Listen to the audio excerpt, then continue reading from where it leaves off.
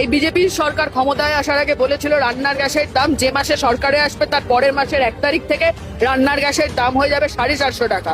কি বলেছিল রাজ্যের সরকার সেস তুলে নেবে, 2 টাকা দরে তেল বিক্রি হবে, জ্বালানি তেল 2 টাকা দরে বিক্রি হবে, পেট্রোল ডিজেল। এই তো বলেছিল, এখনো শুভেন্দু অধিকারীর পুরনো ভিডিও খুঁজলে সমস্ত পাওয়া যাবে।